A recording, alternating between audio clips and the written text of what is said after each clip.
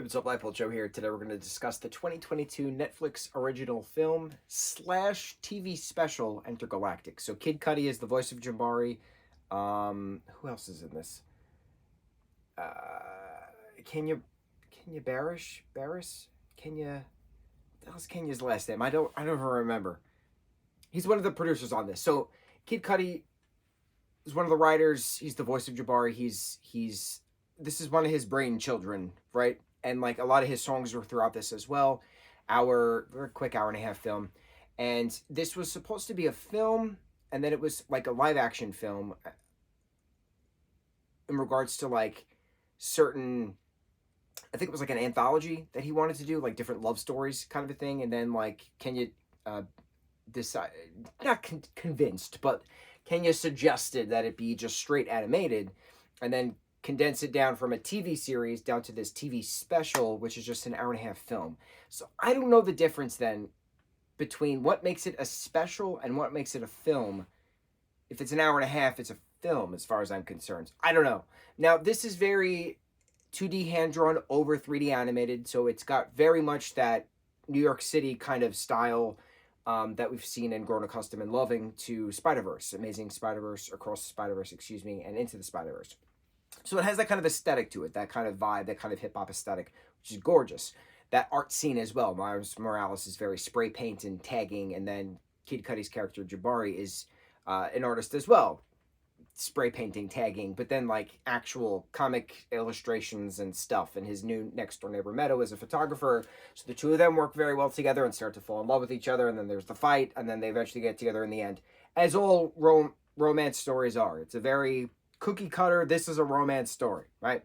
What I love about this project is that we've never seen an adult animated film like this in regards to 2D over 3D with that New York artist hip-hop aesthetic. So it was different. It was different. I loved the fact that it was different. Watching adults do adult stuff, that whole sex, drugs, and rock and roll bit all throughout this film, didn't expect it. I had no idea what this was about, and it was on my list. I knew how to watch it, and so we did. I can't technically consider it a musical because no one's actually singing the plot throughout. No one's breaking into song at a club or anything like that. It's just the soundtrack is very wonderful. It's a very wonderfully well done, put together project. A lot of the songs are Kid Cudi songs, and that's great. This is his project.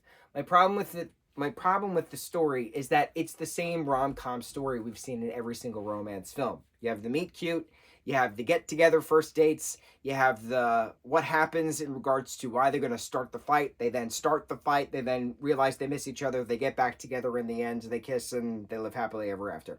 We've seen it 1,000 times. There's nothing new about it. I just really liked the artistic aspect to it in regards to their artists doing stuff, living in this new apartment buildings together. But I just wish there was something different, something that wasn't so predictable. You knew they were getting back together at the end. Like, change it up a bit. Make one of them realize they liked somebody else, or make one of them go into a coma.